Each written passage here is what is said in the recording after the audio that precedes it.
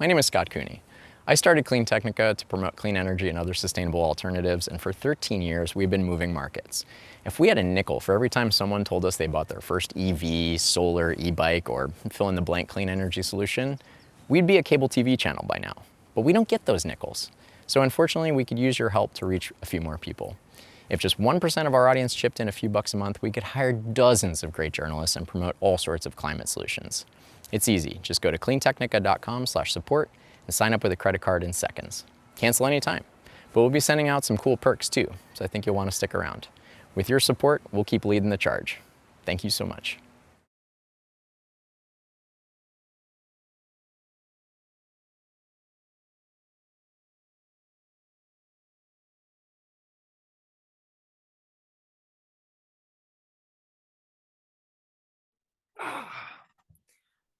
Welcome back to another exciting episode of EV Obsession. I'm your host, Joe Boris, and I'm here today with the CEO of cleantechnica.com, Mr. Zachary Shahan.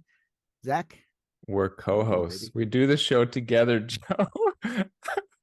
I've seen that I've seen that memo come through, and I have read it. Yeah. Today, we have a great allusion to famous memos in this episode coming up. It's going to be I think hilarious. It might be sort of funny to some people, hilarious to me. The good news is that the audience is still small enough that as long as we're having a good time, that's all that really matters. The audience is humongous.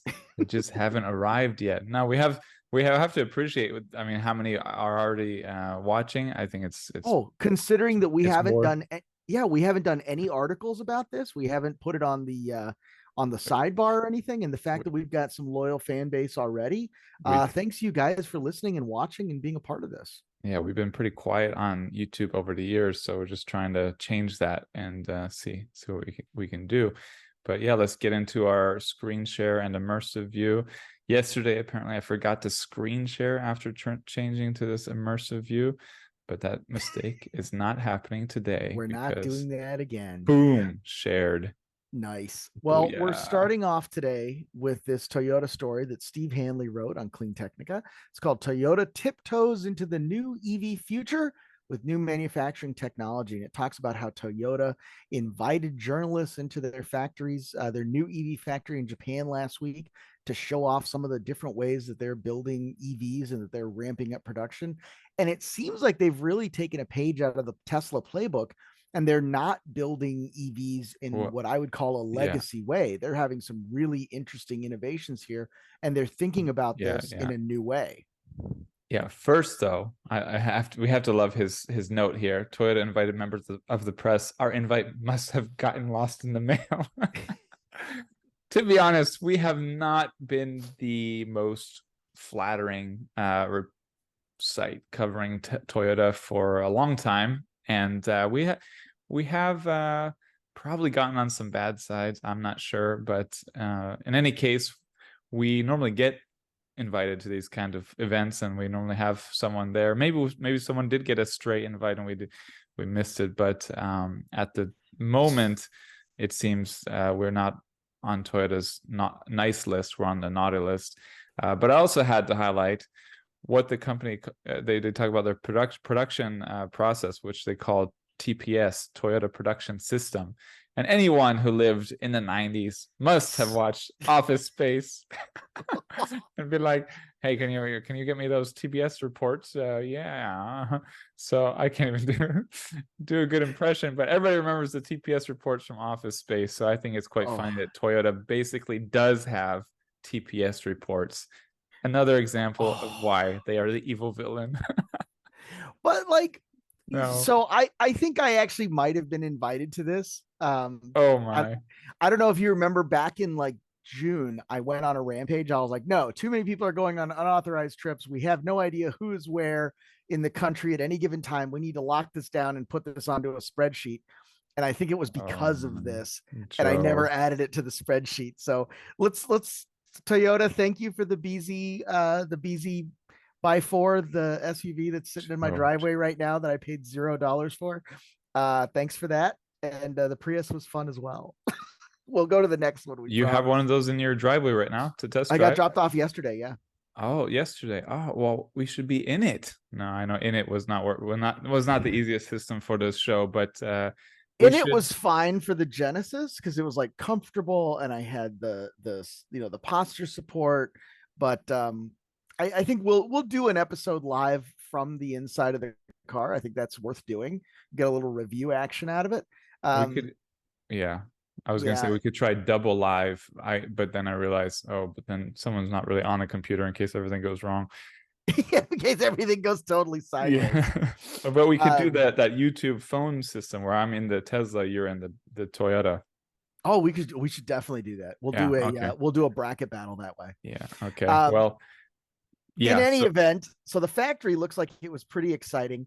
One of the reporters that was there actually saw them going from, very quickly on the same assembly line or on adjacent assembly lines, building sedans, SUVs, kind of a minivan looking thing, all in one facility, which if you're familiar with legacy manufacturing, if you remember, back in the long ago before time when I went to the Mitsubishi factory and did that article about how they built the Outlander, it's a whole production to just build one body style on one assembly line. So for Toyota to have even gotten this far is really incredibly technically advanced. Yeah, so they're doing a lot of stuff here, which is interesting. Here's one quote from Steve, which is that engineers are developing what they call a self-propelled BEV assembly line. Naturally, an assembly line like with a conveyor belt is moving automatically by itself. But I think the point is that there are robots doing the different work and then moving the car along, which might remind you of what some other company that starts with a T was supposed to be doing and then never really got fully working. That would be Tesla, of course. They were going to automate everything, and then it turned out they had a nightmare trying to automate everything, and they almost killed the company and the Model 3 production ramp and everything. And they humanized it more. The conveyor system is the normal way. In this version, the cars are assembled, the rolling chassis assembled, and the cars drive themselves to each production point. Yeah, and this is partly enabled by the fact that there are no exhaust emissions from EVs. So you couldn't do this historically with a gas car, but you can with a BEV. You noted a simple remote control device connected to a series of surveillance cameras will guide each vehicle through the factory. That sounds super cool. And I mean, yeah, let's just be honest. If Tesla was doing this and it got out and it was shown and announced, people would be going ballistic all over social media about how cool it is and how amazing it is and how this is why Tesla's winning. I think Toyota deserves some credit for continuing to innovate on manufacturing. They've long been a leader in manufacturing, and this is a great example of it. Yeah, and I think, the smart money has, I think, often been on Toyota over the last 40 years of manufacturing, 50 years of manufacturing. They've always seemed to be able to put out a product that people want to buy at a price that people are willing to pay. And they have been hesitant to get into EVs for many, many reasons, some better than others, right? But at the end of the day, I think it would be foolish to really bet against them coming out with something good here. And if they have determined that the only way to beat Tesla is because now Tesla is really their competition, right? Toyota and Tesla are battling it out for the number one spot. It's no longer General Motors. It's no longer Ford. It is Tesla. And I think that they have figured out that they have to go at Tesla in the same way that Tesla came at them, which is to really innovate and to really change the way that they're doing business. They are doing that. And, I've always been, I think, wary, cautious, doubtful of the Tesla hype. I've never really bought into it. You don't say. Yeah, I'm a cynic. I don't know what to tell you. Building cars is hard, right? I mean, and let's say I bought into it for years, and I think they've obviously done amazing things. It's a bit 100%. I mean, I bought into it. You didn't buy into it, but I think we'd both agree that it's been a semi-miracle what they've been able to achieve. And just because they were able to achieve that doesn't mean they lead forever. That's sort of the point of the story of Tesla. And it doesn't mean that Toyota can't figure some stuff out and get into a leadership position on some stuff again. Well, even if they're not in a leadership position, let's say they never beat Tesla and they're the number 2 car manufacturer in the world. I think they'd be really happy with that going forward into the next 50 years as the second largest car manufacturer in the world. That's how they spent most of the 20th century, as being second fiddle to General Motors. And I think they were quite happy with that. The Volkswagen Group climbed ahead for a little bit, but they are right now number 1, protecting that number 1 status and innovating as they see just on time. You know, just we know about just on time manufacturing. We can say their approach is they think they're innovating just on time for this as well. And here's that TPS again. They say that the new production technique is in keeping with its TPS philosophy, which stresses functionality and seeks to minimize waste, while always striving for incremental refinement of any process in order to perfect the final product. It's sort of a slow and steady case. Yeah. Like slow and steady wins the race. Yeah. Well, listen, that's a really great analogy. And I want to go back. I don't know why I had kind of forgotten about this, but in the 80s, there was, when I was a kid, the criticism of Japanese cars was always that they were copying an American car or a European car, that they would give it a year or two and then come up with their own copy that was like somehow put together better. And they would learn from someone else's mistakes and kind of watch what happened and be slow to market. Toyota always has been that, right? They were slow to market with a full-size pickup truck. They were very cautious about the launch of the Tundra. They were slow to market with a full SUV. They were very cautious rolling out the Highlander. And, we are now Gen X millennials, very familiar with Toyota, but it seems like that's still their process of letting someone else run out into the lead, learning what they can from the other guy's mistakes, and then coming up with something. And I think, I think it's going to be really interesting to see where they go with this. And especially as they're continuing to not only develop EVs, but also hydrogen for large trucks, for commercial vehicles, for commercial installations. They're still working very insistently on hybrids. That seems to be where they think the market is going. So it'll be interesting to see how this all plays out. But again, I'm very bullish on Toyota. I don't think they're going to give up that spot easily. And I'm excited to see this. Yeah, and normally I wouldn't read so much from an article, but there's so much in here. So also, once the newly minted cars exit the factory, they have to be shuttled to storage areas typically, and then driven to the tractor trailers that will deliver them to ships, trains, etc., showrooms. So again, Toyota has found a way to automate this better. A self-driving transport robot at the Motomachi plant in Toyota City now ferries new vehicles across 40,000 square meters, 10 acres of parking lot, a job typically done by humans. The truck drivers who load the cars on trailers walk an average of 8 kilometers, 5 miles a day to go get the cars and bring them to the trailers. In this case, more time walking, less driving, less productivity. That's all fixed by robots. Says it'll have 10 of those robots operating in the Motomachi plant next year, but you can assume with Toyota, that's just the beginning. So, but yeah, they're doing what Tesla talked about doing, which I know Tesla is also automating things here and there, but I've never heard about them doing what Toyota's doing here. And I think Toyota definitely deserves some credit for being continuing to be an automaking production leader. It's anything else today? Right?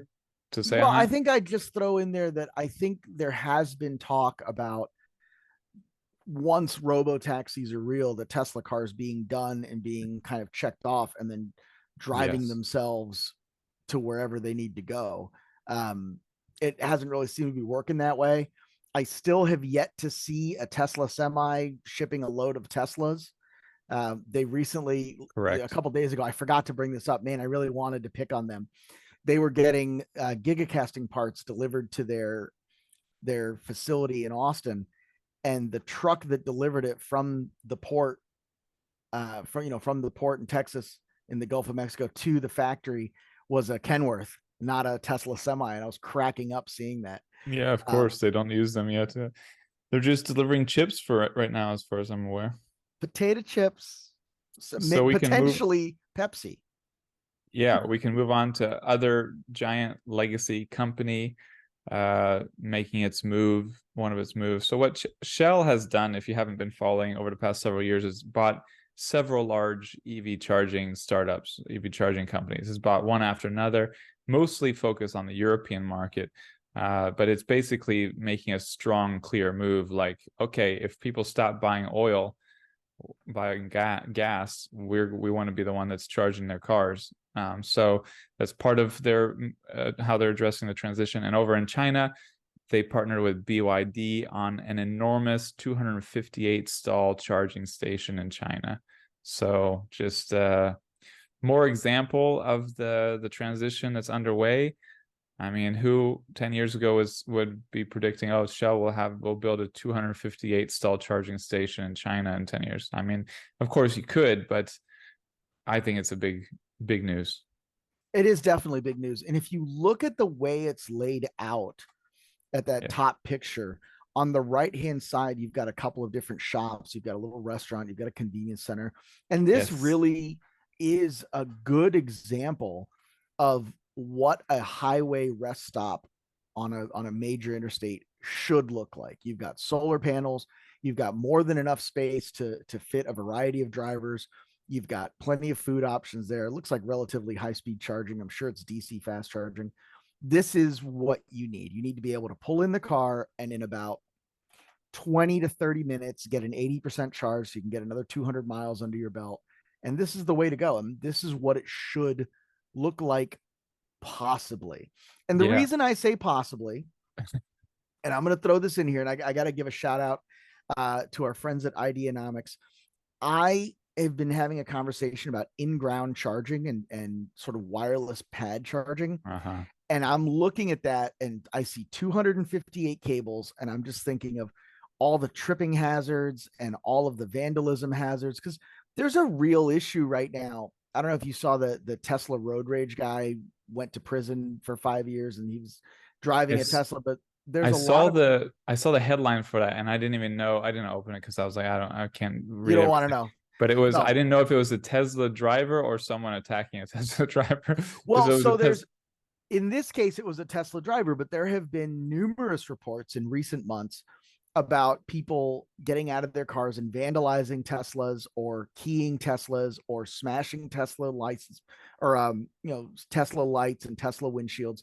And we get comments all the time on our Facebook page. We get guys that come on there and they say that, EVs are a gateway for pedophile rings. And like, this is how, EVs are against God and Jesus would never want you to drive an EV. Do drugs. These people are nuts, dude. There's a lot of crazy conspiracy theories and paranoia. And you would think, I used to think, well, this has to be a niche segment of the population. It is 35%. And then they tried to overthrow the US government. And I was like, oh man, this is for real. Like something we should pay attention. Yes, exactly. So I look at those 258 stalls and all I think of is like, and this is very paranoid of me and I hate that I think this way, but I look at it and I go, that has now become a target. Like if you built that in the US, it would be vandalized. It would become a target. There would be people out there claiming that Jesus doesn't want you to drive an EV. Like it would just be gross. Yeah, well, I wanted to highlight something with the picture, but first note that it's 2.5 kilometers from the Shenzhen airport terminal. So, and there's Shenzhen is where BYD is based. Kyle has toured BYD's facilities there, interviewed the CEO there, Kyle Field, for Clean Technica, and the city is just the absolute leader. It's already electrified all of its taxis years ago, all of its buses years ago. So it's a very clean city. But that's what stood out to me about the charging station is how clean it is. Because, you go to a gas station, if there's a gas station this size, how many oil stains and gas droppings, gas stains would you see all over the pavement here? And obviously it's a new charging station. And I mean, I will say Tesla supercharging stations have become notorious for people just dumping their fast food bags and stuff like that, which is just completely ridiculous and it's bonkers. It blows the mind, but it's like, it shows you that as stuff gets more mass market, people treat it like SH. I don't know if we can say that here. But the point here is it's fine. that gas and oil stains are not all over the place. It looks very clean and contained. As you note, the solar panels is really nice. I think is a real picture. I mean, it looks realish. I mean, it's certainly been photoshopped. Like, I think that's an Adobe sky, but I don't think it's a fake there's picture. some stuff on here that's but you can see if you look closely at that sign, it says 250 kilowatts. So that's seems to be the max charge rate is 250 kilowatts, which is very fast. Yeah, that's quite a bit. I mean, I've always argued like you could make so much money at charging stations if you just put nice stuff around them. Like if you make them places where people will spend money for 45 minutes. I mean, they're like locked in for 30 or 45 minutes. They have money because they have EVs. I mean, that's true. I mean, especially when they were more early adopter phase, you know, there's a lot of money that was left on the table by not like developing Starbucks like places that just robbed you of your money. But yeah, we can move on. Pure tourist trap. Congrats to BYD and Shell for this. I don't know. I don't recall off the top of my head what Tesla's largest supercharger station has or where this ranks. Oh, there was PSA here. He used the phrase begs the question in this article, and people use it all the time to mean raises the question. Begs the question does not mean raises the question. Everybody makes this mistake. I hear it all the time. It's not a mistake. That's how the language has evolved. Yes, exactly. I will give it. This is your old man noise. This is your old man noises. This is becoming. The definition is changing because everybody uses it wrong all the time. But historically, beg the question means so to assume the truth of an argument or proposition to be proved without arguing it. But I just want to move on. Yeah. Well, wait. I just want to say one thing. You may be a little too young for this. When you were a little kid, do you remember saying hey, and like your grandfather or somebody would say, hey is for horses. Yeah. All those people that used to say that have finally died off. I haven't heard that in years, and I am so happy about it. And I can't wait till the last. I occasionally say that to my kids. No, you shouldn't. And I cannot wait and it's always some guy who like took a 10th grade philosophy class and learned about, you know, logical fallacies and begs the question is incorrect, who has to come on the comments and say something. Like, look, I can't wait for the last one of those guys to die.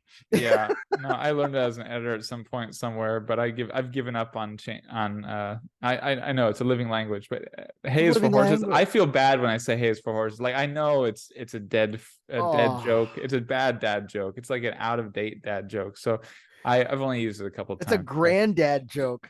I might use it more though, because my daughters are getting older and they might enjoy it more. But if we also have news from Tesla and Hertz.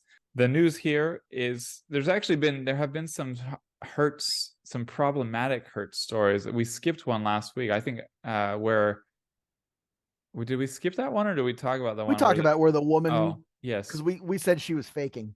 Yeah, where she like somehow ran out of charge and couldn't open the doors. But there have been some issues with, you know, the integrating thousands of Teslas into the Hertz rental program, and people who are not used to EVs having some trouble with it.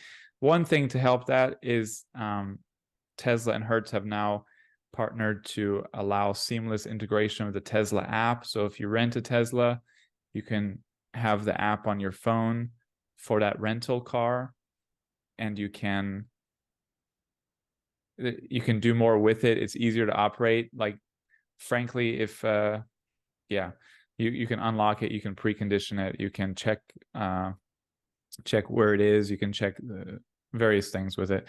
But so that's basically the story. So they're partnering to allow that. If you're a Tesla owner and you rent a Hertz, like Tom Brady is, then Tom Brady is a Tesla owner. He has long been a Tesla owner, and he is a clear ambassador of this partnership. Then you can use your own settings, your own pre-conditioned settings in your Tesla rental. See, that's kind of cool. That's kind of cool because you have a certain way that you want your vehicle set up. Yeah, you don't have the Genesis ergonomics AI system, but no, I mean, it's still a Tesla. Yeah. Hertz is also partnering with UFO Drive or UFO Drive. UFO Drive, yeah. UFO Drive. It's a European country. They're insistent that you pronounce it UFO Drive, and I think they don't seem to understand. In the U.S., we say UFO. We don't say UFO. So, well, I think they also don't understand that this is America. Yes, we decide how you pronounce exactly. things. We decide.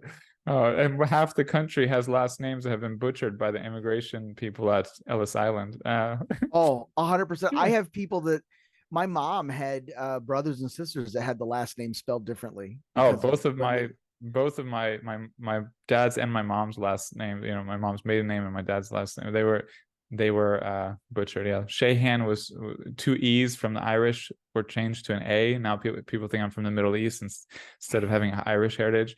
And You're Irish? On the Polish side, Gronczewski was turned into Gronczewski and a couple letters removed. Yeah, I have Irish and Polish and wow. Because Shahan, I wouldn't have thought. Yeah, because Sheehan. Yeah. People think it's that Shaheen, that's Middle East. Shaheen, yeah, but it's not. It's very Sheehan. common Irish last name is Shahan, but it's Shee. And I was working in Silicon Valley in a planning department one summer, and there was a real Irish guy there, and he was like, they bastardized your name. I can't do an Irish accent. That was terrible. But he yelled across the office of like a lot of people, like, they bastardized your name. That's what's wrong. That's why you're Shahan with an A. Well, there's Burris, Burris, Burris clutches for racing clutches for motorsports. And that was my family, and I had stacks of that stuff. I would burn through clutches all the time. I never paid for a single one of them. It was like, what does Joe need for Christmas? He needs like 3 or 4 more clutches. Oh, great. That would be my season. So it was wonderful. But yours is correct. How would you pronounce yours originally in Spain? It'd be Baudas. Oh, Baudas. Yeah. That makes sense. Yep. That sounds right. I don't even think that's right, but that sounds right. Yeah. We just go with Boris now because that's what the Americans say. Yeah, that's what Americans say. That's it. Florida. I don't fight it. Boris. I mean, they can fight UFO Drive all they want, and they're so lovely. Like they gave us a car when we were at Austin last year. I don't know if you remember. Yes. And Scott decided, Scott driving that thing was terrifying. Oh yeah, he drives it like he drives his motorcycle. I guess it was wild. I know. I thought I drove wild. Scott drove extra wild. And the next day he was like, I'll take you to the track and don't worry about it. I'll take you. You don't have to get an Uber. And I was like, yes, I do. So they have a really good rental system for EVs, app-based, and they're working with Hertz as well now to streamline booking process for Model 3 rentals, just make it all a little more 2023. So yeah, it looks like Hertz continues to innovate and improve here in connection with EV leaders. Moving on. I think that's it. We can move to the next one. Oh yeah, more vacation news. Are those are Dolly? Yeah. Is that a Michael Barnard? He's so good at getting. No, Carolyn made these. Carolyn Fortuna. Oh, good for her, man. Those are hard to make. We actually Midjourney is a lot better, I think, and we need to switch over to using that more, I think. But as far as making these, looks good. Spent some time on it because although that hotel looks a little bit shite in the left. Yeah, it looks like a hotel that they would put up on the outside of Vegas, like you're just 5 miles from the Strip. You have a great view of downtown Las Vegas. Like I don't need a view of Las Vegas over the construction site next door. Right. They're putting in 650 Tesla superchargers. I definitely choose the hotel on the right if I had an option. Yeah, 1000%. But yeah, so we talked about Hilton partnering with buying like 10,000 or something, or 30,000. What was it? Tesla. I think it was 20,000. Tesla charging stations. Okay, right in the middle there. Yeah, the level 2s. Yeah. So Marriott is the largest hotel chain in the world. Hilton is second largest. So of course it couldn't sit back for long. Who knows if it cobbled this together in like 2 weeks, or if it had this in the works and maybe Hilton tried to jump the gun on it. I don't know. But basically Marriott is partnering with EV Connect, who we've partnered with on a number of things. We've worked with EV Connect off and on for years. As its preferred charging provider. So it's it's going to have EV charging stations at its hotels as well. But are they going to be CCS? Are they going to be Tesla or NACS standard? What do we know any of that stuff? Yeah, I mean, I think they're, yeah, I don't, I mean, it's not, they're not partnering with Tesla, and I don't see any mention of the Tesla. Yeah, you might have to break out the adapter. So I think they are going to be CCS only. I would assume down the road they add the NACS ones. But the question is, if everyone's switching to NACS, why roll out CCS on a large scale right now anyway, right? Oh, 100%. You wouldn't do it. You would Yeah. Well, but that maybe not, because Volkswagen, Audi, Mercedes, they have not committed to NACS. So you still have a big contingent of vehicles that are sticking to that CCS. Yeah. I'm a little, yeah, I'm a little stumped now. What do I think about it? I mean, it's good to have some competition and say, hey, if you have a non-Tesla, non-NACS, if you have a CCS EV, don't go to Hilton. Those losers ain't servicing you. Come to Marriott. And at the moment, I mean, it's easy for me to use my adapter to charge at a station like that, and with my Tesla Model 3. And for the next couple of years, any EV, non-Tesla EV, will also be naturally using that as their default until next year. Is it next year they start producing they mostly start producing NACS ones? Yeah, it's interesting the way that the press releases are worded, right? So Volvo did this. We're talking about their 2017 announcement that they were going to phase out internal combustion. And what they wrote was that all new models of Volvo that were introduced after 2019 would have electrified variants. That was the announcement. And a lot of people jumped the gun and said, oh, every Volvo from 2019 is going to be electric. It's like, that's not what that says. No. So if you look at the announcements from Ford and GM, what a lot of the announcements say is new models introduced after 2025 will be NACS. Or after 20, it's either starting in 2024 or 2025 for some 25 model year, right?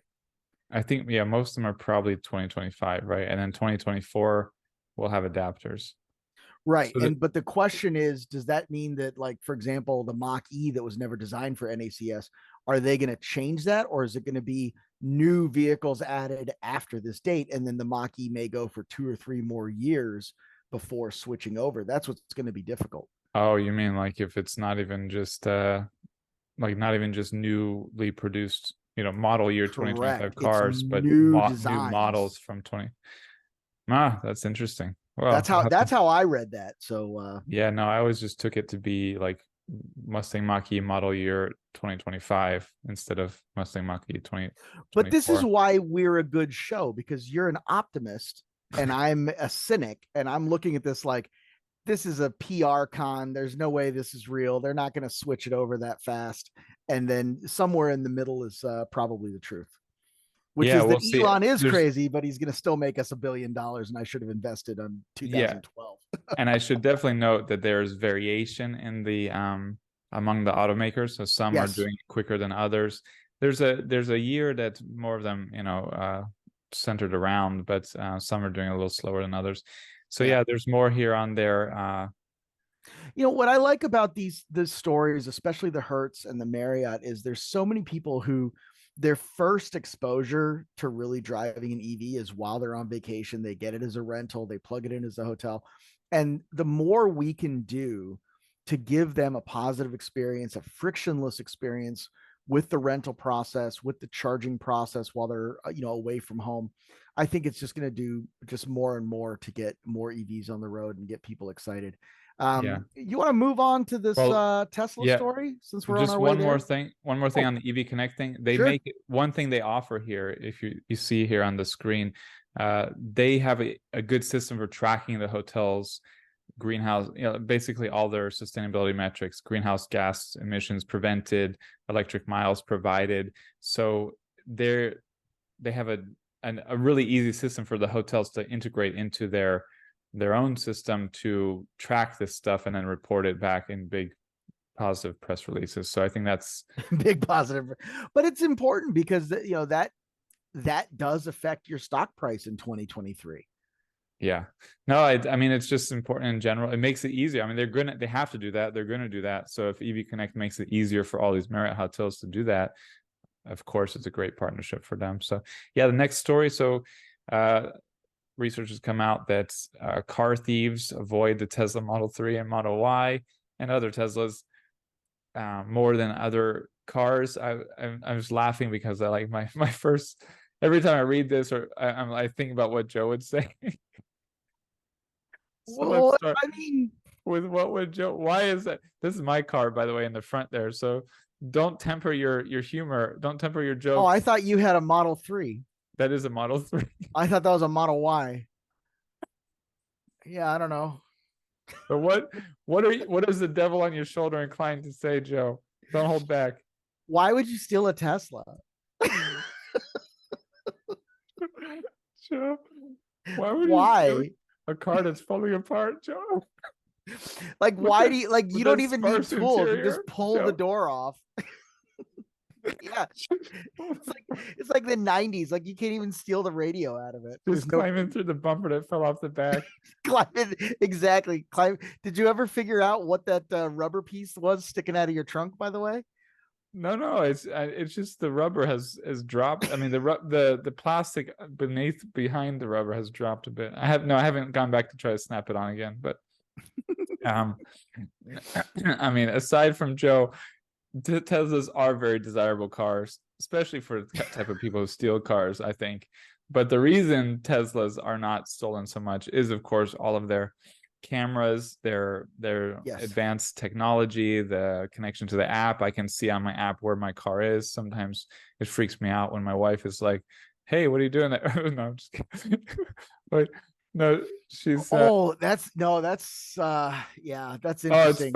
It's fun. No, it's been funny on a couple of occasions, but it's our friends who have a Model X. The husband was talking to me for a long time at the supercharger behind Whole Foods, and his wife like checked on him. I was at some point like, "Hey, are you coming home?" like, "Oh yeah, I'm talking to Zach for like 45 minutes here." But go.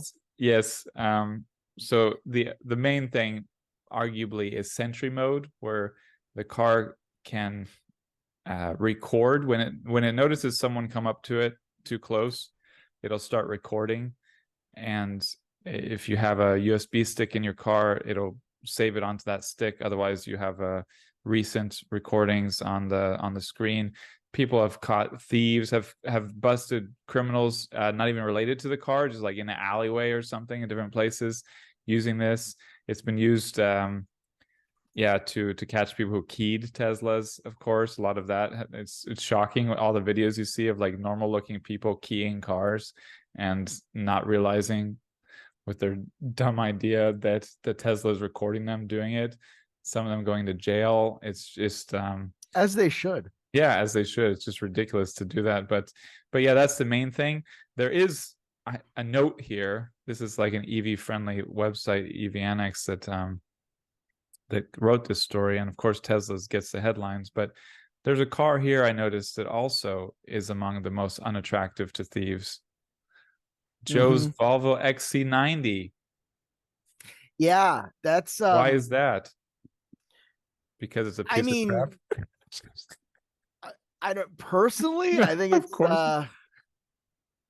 they are difficult to steal. So what I find interesting about this is there's so many videos online about how you can duplicate the NFC key card with your phone app and how you can sort of hijack that connection if you're within 20. But before we switch to that, there are 3 Volvos here: Volvo XC90, Volvo XC40, Volvo XC60. What is it? Frequency, yeah. I mean, what is it that Volvo's doing Do you know why Volvo is so good? I mean, you're always, you know everything about Volvo, and I mean it's a safety leader. Oh So it's yeah. not surprising it's a security leader as well. But what is it doing better than other automakers like Tesla is also doing better to prevent car thieves from stealing them? The encryption is a little bit it's a little bit of a different kind of encryption. It uses not only the standard like Oh, can you give me like the NFC. exact code real quick? And No, that's the thing. It's like a 128-bit encryption and an RFID both on the key. So you need to have like both things. So that makes it very difficult, but it's also, it is physically difficult to force the door. It is physically difficult to force the glass. You know, like you'll see Mopars, you know, Dodge Chargers, Chrysler 300s with the windows smashed in on Madison, you know, in Chicago, and you'll see the Volvos left alone. And it's not that they were left alone. It's that somebody hit that glass and it didn't break because it's triple pane glass from the factory. And I can send you videos. There's a great video online of these. I think they're Polish or German or something. I don't recognize the language. But the one guy, old guy, locked his keys in the car, and it's a Volvo XC70 cross country. And him and his three buddies have a hammer, and they are just wailing on the window glass trying to break it, and they can't break it. And they're just laughing about like, you know, yeah, this is why you buy these things, because they don't break. So why, I mean, I think why are they trying to break the window? he locked his keys in it. Oh, it locked his keys in. Yeah. So he's like, it's an older one that didn't have the keyless. So he locked his keys in, and he's trying to smash his way in, and he can't do it. I'll send you the video. Yeah. Well, and so yeah. I think those things are playing in. And I think just culturally, there is not like a hot market for stolen Volvo parts, right? But I mean, really, I think both Tesla and Volvo are established safety leaders. Like they get the best safety ratings in the US and elsewhere. So it makes sense that they're also security leaders, doesn't it? I mean, it just seems to go hand in hand that they would lead on safety and security measures in their vehicles. There's a few other cars, but there's only two brands that stand out here: Tesla and Volvo. Yeah. I don't know, the GMC Acadia. No way in hell I would try to steal one of those. I'd end up dead probably. There'd probably someone shoot me, right? So yeah, I don't know. I will tell you this: on my Hyundai, if I hit unlock on the key fob, it'll unlock all four. I'll hit unlock. It'll unlock all four doors. Well, Hyundai was mentioned as the most commonly stolen. Yeah, but that's for reasons that, yeah, exactly. Okay, so so there's another security measure that you found related to Tesla. Yeah, and that's this video that, you know, it was from last year. It was actually from exactly a year ago. It was called Gone in 130 Seconds, and there's a hacker in Salzburg in Europe that talks about how easy it is to basically walk by somebody or bump into them if they happen to have the key card in their purse or in their wallet, and you could get that signal from them using a fairly readily available app. So if you want to look for that, it's on YouTube. It's called Gone in Under 130 Seconds. And even though it's a year old, I may write that up just to put it on there, like, because it is so surprising that these cars are not being stolen more, frankly. If it is true, and I say if because I'm not trying to hack into people's cars, so I don't know. If it is true that it is that easy to break into one and to take it and drive it away, I'm surprised more people aren't doing it. Well, there is a safety a concern that I saw a while back, where if you leave your phone too close to the garage or the driveway, because that's your key with a Tesla, that someone could just get in and drive it away. Well, but that's what they're saying, that you walk between the person and their car and you can intercept that signal and copy it, and then your phone becomes a key. But even just if your phone is too close to where the car is parked, theoretically, there was a concern that people can steal your Tesla. And I feel like there might have been cases that I found that always a little concerning. But then I noticed the other day, I did that. I left the car on after parking, and then I brought the phone in and put it in the garage. Even wasn't even in the house, and did like unloading and stuff. And then I thought, I'm gonna try to see if I can just drive this car away with the phone in the garage there, and it wouldn't let me drive. So they may have changed something where the phone has to be closer, has to be in the car, not just near the car to drive off. Because it used to be, I think you could just drive. I mean, I know you could. So maybe they've improved that safety feature. Also, they've always had, they've hosted hackathons where they offered prizes for anyone who could hack into a Tesla. Like they've been very in the leadership role of like paying the best hackers in the world to try to hack their cars and drive off with them. And no one's ever been able to do so. So they're really good with that in general. But yeah, the other issue I thought was, I mean, frankly, if you have any sense, if you try to steal an electric car, there's only so far you can go before you have to charge. And you can't quickly get in and out of a gas station. So it makes it easier to track down. I mean, of course you can stick it in never mind. You can stick it in a truck and yeah, that was a weird direction to go. I'm obviously not a car thief. Never mind. Oh, it's I'm not, but yeah, theoretically, yeah, we got to do this hours before. Yeah, we got to do this one quick because I got a call. I got to hop on here, but I really do want to touch on this. This is the GM Brightdrop. This is their commercial EV based on the Ultium platform. Brightdrop is doing so many smart things.